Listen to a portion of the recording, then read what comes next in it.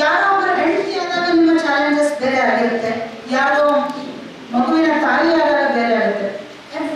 Every time you should keep changing. Stagnant ಆದಂತಹ readymade ಆದಂತಹ ಸ್ಥಿತಿ ಯಾವುದೂ ಇರೋದಿಲ್ಲ. ಸಾಯುವ ಸಂದರ್ಭದಲ್ಲಿ ಕೂಡ ಮನುಷ್ಯ ಸಾವಿನಿಂದ ಬಿಡಿಸಿಕೊಳ್ಳುವುದು ಹೇಗೆ ಎನ್ನುವುದನ್ನು ಕಲಿತಾನೇ ಇರ್ತಾನೆ. So life is A learning process. ಇದು ಮಾತ್ರ ಗ್ಯಾರಂಟಿ. ಈ ಸೆಟ್ಲ್ ಆದ್ರೆ ಸರಿ ಹೋಯ್ತು ಅನ್ನೋಂಥದ್ದು ಏನೂ ಇರಲ್ಲ. Okay, next. ನಾನು BEd ಕಾಲೇಜಲ್ಲಿ ಅಸಿಸ್ಟೆಂಟ್ ಪ್ರೊಫೆಸರ್ ಆಗಿ ಕೆಲಸ ಮಾಡ್ತೀನಿ. ನನ್ನ ಮೂಲಭೂತ ಪ್ರಶ್ನೆ ಈಗಲೂ ಉತ್ತರ ಕಂಡುಕೊಳ್ಳಲಾರದ ಪ್ರಶ್ನೆ. ನಮ್ಮ ಅರಸೀಕೆರೆ ತಾಲೂಕು ಪಕ್ಕದಲ್ಲೇ 6 ಕಿಲೋಮೀಟರ್ ನಮ್ಮ ಹಳ್ಳಿ ಇದೆ. ಹಳ್ಳಿಯಲ್ಲಿ 69 ವರ್ಷ ಸ್ವತಂತ್ರ ಬಂದರೂ ಕೂಡ ಇದುವರೆಗೂ ಒಂದೇ ಒಂದು ಮಹಿಳೆಯೂ ಸಹ ಡಿಗ್ರಿಯನ್ನು ಪಡ್ಕೊಳ್ಳೋಕೆ ಸಾಧ್ಯ ಆಗಿಲ್ಲ. ಮೊದಲನೇ ಪ್ರಶ್ನೆ. ಯಾಕಂದ್ರೆ ನಾನೊಬ್ಬ ಅಸಿಸ್ಟೆಂಟ್ ಪ್ರೊಫೆಸರ್ ಆಗಿ ನಮ್ಮೂರಿನಲ್ಲಿ ನನ್ನ ಕೈಲಿ ಏನೋ ವ್ಯಕ್ತಿತ್ವದಲ್ಲಿ ಆಗಲಿ ಅಥವಾ ನಮ್ಮ ಚಿಕ್ಕಪ್ಪಲ್ಲಿ 3 ಜನ ಇದ್ದಾರೆ. ನಮ್ಮ ಮನೆಯಲ್ಲೇ ನಮ್ಮ ಹೆಣ್ಮಕ್ಳಿಗೆ ಇದುವರೆಗೂ ಒಂದು ಡಿಗ್ರಿಯನ್ನು ಪಡ್ಕೊಳ್ಳೋಕೆ ಸಾಧ್ಯ ಆಗಿಲ್ಲ. ಅದ್ರ ಬಗ್ಗೆ ನಮ್ಮ ಅಭಿಪ್ರಾಯವನ್ನು ವ್ಯಕ್ತಪಡಿಸಬೇಕು. ಅದೇ ರೀತಿ ನಮ್ಮದು SC ಸಮುದಾಯ ನಮ್ಮದು ಒಂದೇ ಹಳ್ಳಿ ಅಲ್ಲ, ಸುತ್ತಮುತ್ತ ಸುಮಾರು ಹಳ್ಳಿಗಳಿದೆ. ಅದಕ್ಕೆ ನಮ್ಮ ಅಭಿಪ್ರಾಯವನ್ನು ವ್ಯಕ್ತಪಡಿಸಬೇಕು. ಓಕೆ ಅಂತ ಆಗಬೇಕು ಅನ್ನೋದು ಅವ್ರಿಗೆ ಬೇರೆ ಗೊತ್ತಾಗ್ತಿರೋದು. ನಿಮ್ಗೆ ಯಾಕೆ ಪ್ರಾಬ್ಲಮ್? ಸುಖವಾಗಿದ್ದಾರೆ ಬೇಡ್ರಿ.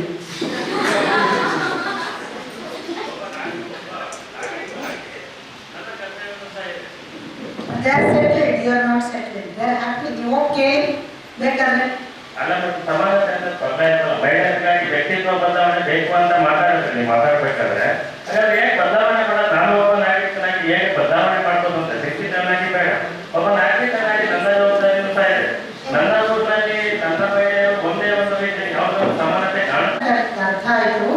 ನಾನು ಸುಮ್ಮನೆ ತಮಾಷೆಗೆ ಹೇಳಿದೆ. ಒಂದೇ ಗೊತ್ತಾ, ನೀವೇ ಸ್ವತಃ ನಿಮಗೆ ಎಜುಕೇಶನ್ ಅನ್ನ ಪಡ್ಕೊಂಡು ಕೆಲಸ ಮಾಡಿ ಹೊರಗಡೆಯಿಂದ ಕಷ್ಟಪಟ್ಟು ಬರೋದು ನಿಮಗೆ ಆಯ್ಕೆ ಮಾಡ್ಕೋತೀಯೋ ಅಥವಾ ಮದುವೆ ಮಾಡ್ಕೊಂಡು ಸುಖವಾಗಿ ಗಂಡನ್ನ ಮತ್ತು ಮಕ್ಕಳನ್ನ ನೋಡ್ಕೊಂಡಿರ್ತೀಯೋ ಅಂತ ನೀವು ಕೇಳಿ ನೋಡಿ. ಅವರು ಎರಡನೇದನ್ನೇ ಪ್ರಿಫರ್ ಮಾಡ್ತಾರೆ. ಅಲ್ಲ, ನೀವು ಹೇಳ್ತಿರೋ ಪಾಯಿಂಟೇ ಬರ್ತಾ ಇದ್ದೀನಿ. ನಾನು ಭಾಷಣ ಮಾಡಿದ್ದು ಒಂದು, ನಾನು ಹೇಳ್ತಿರೋದು ಒಂದಲ್ಲ, ಎರಡೂ ಒಂದೇನೆ. ನಾನು ಹೇಳ್ತೀನಿ ವಾಪಸ್. ನನ್ನ ಭಾಷಣದಲ್ಲಿ ಅದು ಹೇಳಿದೆ. ನಾನು ಕೊಡೋಕೆ ತಯಾರಾಗಿರ್ಬೋದು, ತಗೊಳ್ಳೋಕ್ಕೆ ಅವರು ರೆಡಿಯಾಗಿರ್ಬೋದು. ಬಟ್ ಇಲ್ಲಿ 2 ಸಮಸ್ಯೆ ಬರುತ್ತೆ. ಇಲ್ಲಿ ಏನು ಅಂತಂದ್ರೆ, ನಿಮ್ಮ ಜಾತಿ ಇದೆಯಲ್ಲ, ಅದು ಹೆಚ್ಚು ಶಿಕ್ಷಣವನ್ನ ಹೆಣ್ಣು ಮಕ್ಕಳಿಗೆ ಕೊಡೋದಕ್ಕೆ ಸಾಧ್ಯ ಇಲ್ಲದೆ ಇರುವಂತ ಒಂದು ಜಾತಿ. ಹೌದಾ? ಹೀಗಾಗಿ ಹೆಚ್ಚು ಶಿಕ್ಷಣ ಕೊಡೋಣ. At the same time we should also remember, ಶಿಕ್ಷಣವನ್ನು ಪಡೆದಿರುವ ಎಲ್ಲರೂ ಕೂಡ ಸಮಾಜವನ್ನು ಬದಲಾಯಿಸಿಲ್ಲ. ಶಿಕ್ಷಣವನ್ನು ಪಡೆದಿರುವ ಎಲ್ಲರೂ ಕೂಡ ಅವರೇನು ಒಳ್ಳೆಯವರಾಗಿಲ್ಲ. ಶಿಕ್ಷಣವನ್ನು ಪಡೆದಿರುವ ಎಷ್ಟೋ ಜನ ಕ್ರಿಮಿನಲ್ ಮೈಂಡೆಡ್ಸ್. ಸೊ ಶಿಕ್ಷಣದ ಬಗ್ಗೆ ನಮಗೆ ತಿಳುವಳಿಕೆ ಇದೆಯಲ್ಲ, ಅದು ತಪ್ಪು. ಬಟ್ ಒನ್ಸ್ ಅಗೇನ್ ಅಂಬೇಡ್ಕರ್ಗೆ ಬರುತ್ತೆ. ಶಿಕ್ಷಣ ಸಂಘಟನೆ ಹೋರಾಟ. ಶಿಕ್ಷಣದಿಂದ ನಿನ್ನ ಪ್ರಜ್ಞೆ ಹೆಚ್ಚಬೇಕು. ಶಿಕ್ಷಣದಿಂದ ಆ ಪ್ರಜ್ಞೆಯ ಮೂಲಕ ನಿನ್ನ ಸಮಾಜವನ್ನು ನೀನು ಮತ್ತೆ ಕಟ್ಟಬೇಕು. ಸೊ ನೀವೇನು ನಿರೀಕ್ಷಿಸ್ತಾ ಇದ್ದೀರಾ? ಹೆಣ್ಣು ಮಕ್ಕಳು ಶಿಕ್ಷಣವನ್ನು ಪಡಿಬೇಕು. ಆ ಶಿಕ್ಷಣವನ್ನು ಪಡೆದಿರೋದು ಯಾತಕ್ಕೆ?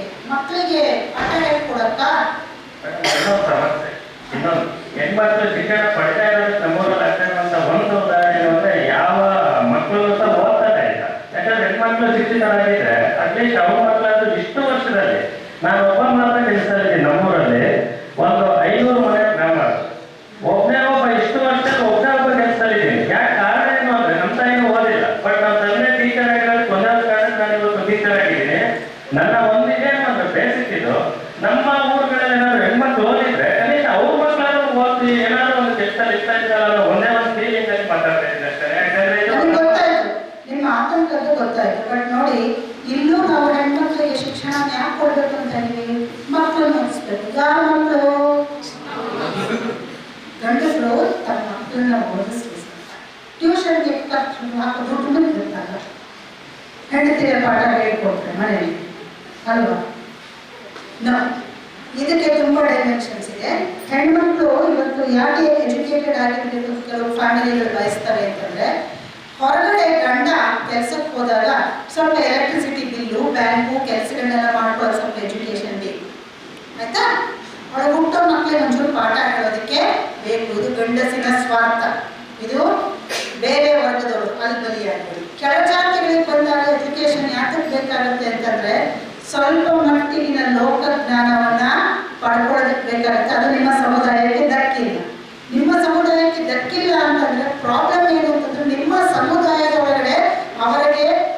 ಶಿಕ್ಷಣ ಅಗತ್ಯ ಎನ್ನುವುದನ್ನ ಯಾರು ಮನವರಿಕೆ ಮಾಡಿಲ್ಲ. ಮನವರಿಕೆ ಮಾಡಿದ್ರೂ ಕೂಡ ಅದನ್ನ ಹೊಂದಿಸುವಂತ ಶಕ್ತಿ, ಆರ್ಥಿಕ ಶಕ್ತಿ ನಿಮ್ಮ ಸಮುದಾಯಕ್ಕೆ ಇಲ್ಲ. ಸೊ ಅವ್ರೇನ್ ಮಾಡ್ತಾರೆ, ಕಾಂಪ್ರಮೈಸ್ ಮಾಡ್ಕೋತಾರೆ. ಬಸವರಾಜ್, ನಾನು ಇನ್ನೊಂದು ಉದಾಹರಣೆ ಹೇಳಬೇಕು ಅಂತ ಅನ್ಕೊಂಡೆ. ಗುಜರಾತ್ ಹತ್ಯಾಕಾಂಡ ಆಯ್ತಲ್ಲ, ಹತ್ಯಾಕಾಂಡವಾದಂತಹ ಸಂದರ್ಭದಲ್ಲಿ ಮುಸ್ಲಿಂ ಸಮುದಾಯಗಳ ಸ್ಟ್ಯಾಟಿಸ್ಟಿಕ್ಸ್ ಅನ್ನ ತಗೊಂಡು ಅವಾಗ ಎಲ್ಲರೂ ಹೆಣ್ಮಕ್ಳು PUC, ಡಿಗ್ರಿ, ಮಾಸ್ಟರ್ ಡಿಗ್ರಿನ ಪಡ್ಕೊಂಡು ಕೆಲಸಕ್ಕೆ ಸೇರಿದವರು. ಹತ್ಯಾಕಾಂಡದ ನಂತರ ಹೆಣ್ಮಕ್ಳನ್ನ ಮದ್ರಾಸಾಗೆ ಕಳಿಸಿದ್ದಾರೆ. ಅಂತಂದ್ರೆ they are not even educated. ಯಾಕೆಂದ್ರೆ ಹತ್ಯಾಕಾಂಡದ ನಂತರ ಅವ್ರಿಗೆ ಭಯ ಬಂದ್ಬಿಡ್ತು, ಹೊರಗೆ ಕಳಿಸಿದ್ರು ನನ್ನ ಮಕ್ಕಳನ್ನ ಎಲ್ಲಿ ರೇಪ್ ಮಾಡ್ತಾರೋ ಮುಸಲ್ಮಾನರನ್ನ ಅಂತಂದ್ರೆ ಫಸ್ಟ್ ಜನರೇಷನ್ ಅಂತಂದ್ರೆ ಅಜ್ಜಿ ಮಾಸ್ಟರ್ ಡಿಗ್ರಿ ಪಡ್ಕೊಂಡಿದ್ದಾಳೆ, ಮಗಳು ಬರೀ SLC PUC, ಮೊಮ್ಮಗಳು ಮದ್ರಾಸಕ್ಕೆ ಹೋಗಿ 14 ವರ್ಷ ಆದ ತಕ್ಷಣ ಮದುವೆ ಆಗಿದೆ. ಅಂತಂದ್ರೆ ಒಂದು ಸೊಸೈಟಿಯಲ್ಲಿ ಭಯ ಬಂದಾಗ ಅದು ಮುಂದಕ್ಕೆ ಚಲಿಸೋದಿಲ್ಲ, ಸ್ಥಗಿತವಾಗುತ್ತೆ. ನಿನ್ನ ಸಮುದಾಯಕ್ಕೆ ಒಂದು ಭಯ ಬಂದಿರಬೇಕು, ಇಲ್ಲ ಆರ್ಥಿಕವಾಗಿ ಅದು ಸಶಕ್ತ ಅಲ್ಲದೆ ಇರಬಹುದು, ಇಲ್ಲ ಅಂತಂದ್ರೆ ಅದರ ಒಳಗಡೆ ಒಂದು ರಿಫಾರ್ಮೇಶನ್ ಅನ್ನು ಉಂಟು ಮಾಡುವಂತಹ ಯಾರೋ ಲೀಡರ್ಸ್ ಇಲ್ಲ ಅಂತ ಅನ್ಸುತ್ತೆ. ನನ್ನ ಬಗ್ಗೆ ನಂಬಿಕೆ ಇಲ್ಲ. ಯಾಕೆಂದ್ರೆ ಎಜುಕೇಶನ್ ಜಗನ್ನಾಥ್, ಪ್ಲೀಸ್ ಡೋಂಟ್, ನಾನು ಐ ಆಮ್ ಅಗೇನ್ಸ್ಟ್ ಇಟ್. ನಾನು ಶಾಲನ್ನು ಕುತ್ಕೊಳ್ಳಲ್ಲ, ನಾನು ಹಾರನ ಹಾಕಿಸ್ಕೊಳ್ಳೋದಿಲ್ಲ. ಜಸ್ಟ್ ಸರ್ಟಿಫಿಕೇಟ್ ನಾನು ಇಲ್ಲೂ And we are honored to give you the book also. Shri Tungabhadra ಶಿಕ್ಷಣ ಮಹಾವಿದ್ಯಾಲಯ ಮತ್ತು ಈ ಕಾರ್ಯಕ್ರಮದ ಪರವಾಗಿ ಡಾಕ್ಟರ್ ಸುಮಾ ಬಿಯು ಅವರಿಗೆ ಗೌರವ ಸಮರ್ಪಣೆ.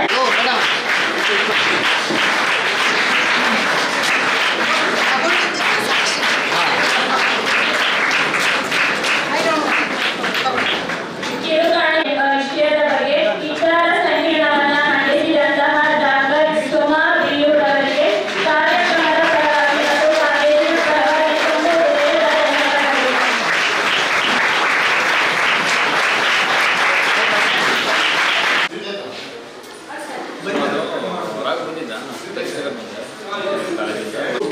Girish is PhD student. He is about to study physics. He is doing more hand on Kannadadalli developed a tool also. It will measure the personality of an individual. ನನ್ನ ಮಾಡ್ಕೊಡ್ಲಿ.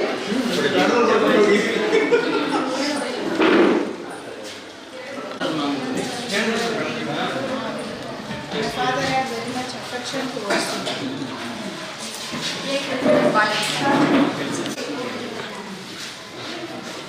Mariswamy uncle in an accident.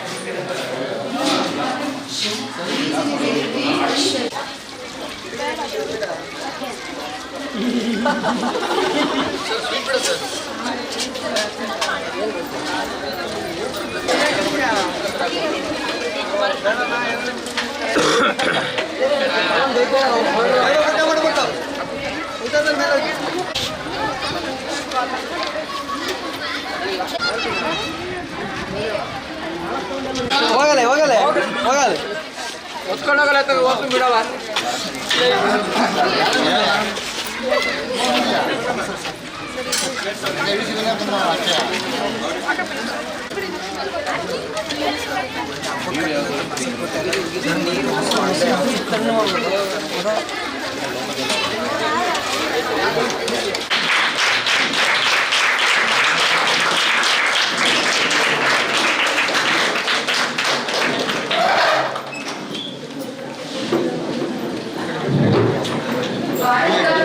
ಪ್ರಜಾಪ್ರಭುತ್ವ ಮತ್ತು ಆಗಮಿಸಿದಂತಹ ಎಲ್ಲರಿಗೂ ಕೂಡ ಮಧ್ಯಾಹ್ನದ ಶುಭೋದಯಗಳು. ಗೋಷ್ಠಿ 5ರ ಸಂಪನ್ಮೂಲ ವ್ಯಕ್ತಿಗಳಾದಂತಹ professor DS ಪೂರ್ಣಾನಂದ, ಪತ್ರಿಕೋದ್ಯಮ ಮತ್ತು ಸಮೂಹ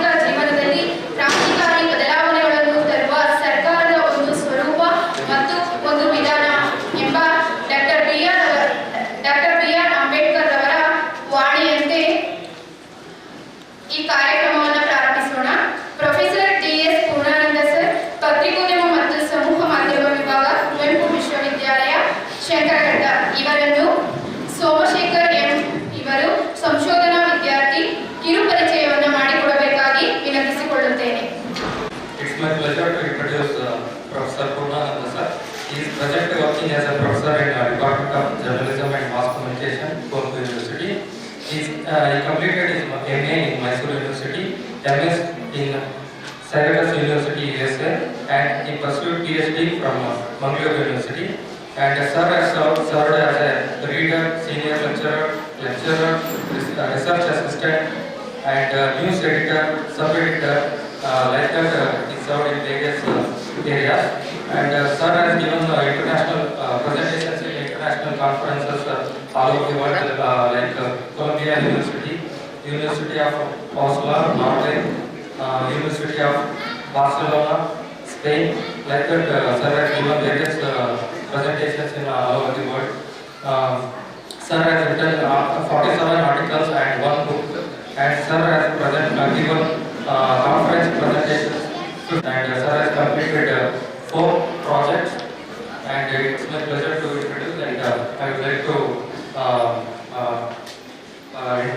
like to begin the session, and I will hand over this stage for Professor Purnananda. ಕಿರುಪರಿಚಯವನ್ನು ಮಾಡಿಕೊಟ್ಟಂತ Somashekar ಅವರಿಗೆ ಧನ್ಯವಾದಗಳು. ಪ್ರೊಫೆಸರ್ ಡಿ.ಎಸ್. ಪೂರ್ಣಾನಂದ ರವರು ಅಂಬೇಡ್ಕರ್ ಮತ್ತು ರಾಜಕೀಯ ಕುರಿತು ವಿಷಯವನ್ನು ಮಂಡಿಸಬೇಕಾಗಿ ತಮ್ಮಲ್ಲಿ ವಿನಂತಿಸಿಕೊಳ್ಳುತ್ತೇವೆ.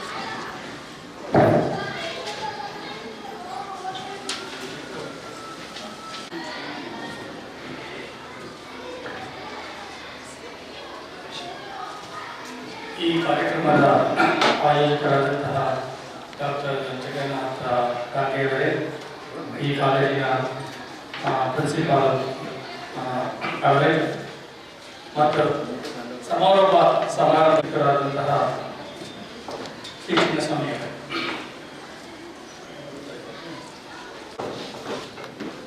ಒಂದು ಅಡ್ಮಿಷನ್ ಒಂದಿಗೆ ನಾನು ಆರಂಭ ಮಾಡೋಕ್ಕೆ ಶುರು ಮಾಡ್ತೀನಿ. ಯಾಕೆಂದರೆ ನಾನು ಅಂಬೇಡ್ಕರ್ ತಜ್ಞ ಅಲ್ಲ,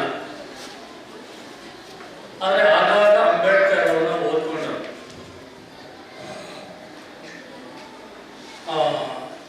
ಅಂಬೇಡ್ಕರ್ ಚಿಂತನೆಗಳು ನಮ್ಮ ದಿನನಿತ್ಯದ ಬದುಕಿಗೆ ಹೆಚ್ಚು ಹೆಚ್ಚು ಹತ್ರ ಆಗಿರೋದ್ರಿಂದ ಅವರ ಎಲ್ಲ ಬರಹಗಳು ನಮಗೆ ಬಹಳ ಆತ್ಮೀಯವಾಗಿ ಕಾಣ್ತಾರೆ.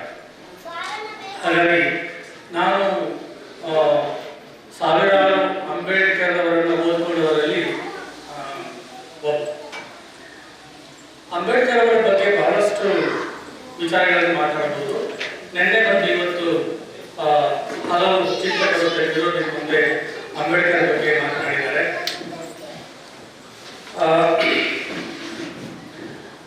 ನಾನು ಒಂದೇ ಒಂದು ಅಂಬೇಡ್ಕರ್ ಅವರ ಭಾಷಣವನ್ನು ಇಟ್ಟುಕೊಂಡು ಅದರ ಸುತ್ತ ಒಂದಷ್ಟು ವಿಚಾರಗಳನ್ನು ನಿಮ್ಮ ಮುಂದೆ ಹೇಳಬೇಕು ಅಂದ್ಕೊಂಡಿದೆ.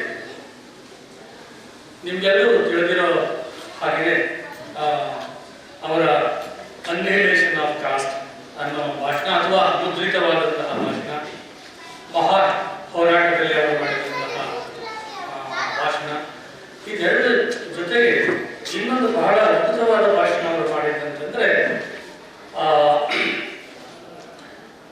ಈ ಸಂವಿಧಾನಿಕ ಸಭೆಗೆ ಇತ್ತು. ಅದು ಇನ್ನೇನು ಪೂರ್ಣ ನಾಳೆ ಅದು ಕ್ಲೋಸ್ ಆಗುತ್ತೆ ಅಂದಾಗ ಹಿಂದಿನ ದಿವಸ ಎಲ್ಲರನ್ನು ಕುರಿತು, ಇಡೀ ಸಂವಿಧಾನ ಸಭೆಯ ಸದಸ್ಯರನ್ನು ಕುರಿತು, ಹಾಗೆಯೇ ಆ ಕರಡು ಸಮಿತಿಯ ತಜ್ಞರನ್ನು ಕುರಿತು ಅಂಬೇಡ್ಕರ್ ಒಂದು ಭಾಷಣವನ್ನು ಮಾಡ್ತಾರೆ. ಇದನ್ನ in fact it's considered one of the great speeches of modern India. ಆಧುನಿಕ ಭಾರತದಲ್ಲಿ ನಾವು ಕಾಣತಕ್ಕಂಥ ಅದ್ಭುತ ಭಾಷಣಗಳಲ್ಲಿ ಈ ಭಾಷಣ ಕೂಡ ಒಂದು. ಅಂಬೇಡ್ಕರ್ ಅವರು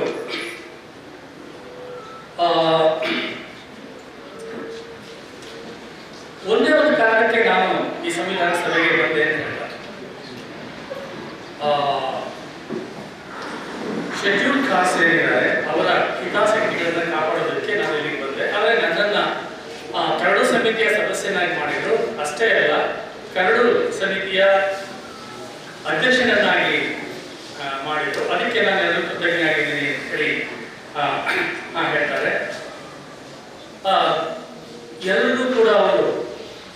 tribute to all those who contributed to the making of the Constitution. ಈ ಭಾಷಣ ಯಾಕೆ ಮುಖ್ಯ ಅಂತಂದ್ರೆ ಇಡೀ ಅವರ ಒಟ್ಟಾರೆ ರಾಜಕೀಯ ವಿಚಾರಗಳನ್ನು ಹೇಗೆ ಅರ್ಥ ಮಾಡ್ಕೊಂಡಿದ್ದೀವೋ ಅದರ ಕೆಲವು ಅಥವಾ ಬಹಳ ರೆಪ್ರೆಸೆಂಟೇಟಿವ್ ಆದಂತಹ ಅಂಶಗಳು ಈ ಒಂದು ಭಾಷಣದಲ್ಲಿ ಇದಾವೆ.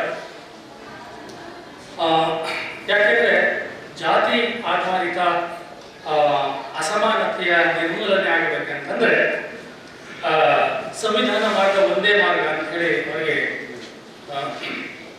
ಅನಿಸಿತ್ತು. ಅವರು ಭಾಷಣ ಮಾಡುವಾಗ ಸಂತಸವನ್ನು ವ್ಯಕ್ತಪಡಿಸ್ತಾರೆ. ಯಾಕೆ ಅಂತಂದ್ರೆ ಸುಮಾರು ಸಿಟ್ಟಿಂಗ್ಗಳಲ್ಲಿ ಈ ಕಾನ್ಸ್ಟಿಟ್ಯೂಷನ್ ಬಗ್ಗೆ ಚರ್ಚೆ ಆಗಿ ಹೋಗಿದೆ, ಅದ್ರ ಬಗ್ಗೆ ಅವರಿಗೆ ಸಂತಸ ಇದೆ. ಆದರೆ ಅವತ್ತಿನ ಪರಿಸ್ಥಿತಿ, ಅವತ್ತಿನ ಸಾಮಾಜಿಕ ಆರ್ಥಿಕ ಪರಿಸ್ಥಿತಿಯ ಬಗ್ಗೆ ಅವರು ಮಾತಾಡ್ತಾ ವಿಷಾದವನ್ನು ವ್ಯಕ್ತಪಡಿಸ್ತಾರೆ. ಜೊತೆಗೆ ಭವಿಷ್ಯದ ಬಗ್ಗೆ ಆತಂಕವನ್ನು ಕೂಡ ಅವರು ವ್ಯಕ್ತಪಡಿಸ್ತಾರೆ. ಅಂದ್ರೆ ಮುಂದೆ ಈ ಪ್ರಜಾಪ್ರಭುತ್ವದಲ್ಲಿ ಜನಪ್ರಿಯ ಪ್ರತಿಭಟನೆಗಳು ಅಥವಾ ಪ್ರತಿಭಟನೆಗಳ ಸ್ಥಾನ, ರಾಷ್ಟ್ರದ ಪರಿಕಲ್ಪನೆ ಮತ್ತೆ ಮಹಾನಾಯಕರ ಬಗ್ಗೆ ಇರ್ತಕ್ಕಂಥ ಒಂದು ಅಂದವಾದ ಭಕ್ತಿ, ಸಾಮಾಜಿಕ ಅಸಮಾನತೆ ಮತ್ತು ಪ್ರಜಾಪ್ರಭುತ್ವದಲ್ಲಿರ್ತಕ್ಕಂತಹ ಮಿತಿಗಳು, ಇವೆಲ್ಲರ ಬಗ್ಗೆ ಅವರು ಎಚ್ಚರಿಕೆಯ ಮಾತುಗಳನ್ನ ಆಡ್ತಾರೆ. ಸುಮಾರು ಈಗ 70 ವರ್ಷಗಳ ಹಿಂದೆ ಮಾಡಿದಂತಹ ಅವರ ಭಾಷಣ ಅವತ್ತಿನಿಂದಲೂ ಇವತ್ತು ಹೆಚ್ಚು ಪ್ರಸ್ತುತ, ಹೆಚ್ಚು ರೆಲೆವೆಂಟ್ ಅಂತ ಹೇಳಿ ನನಗೆ ಅನ್ನಿಸ್ತದೆ.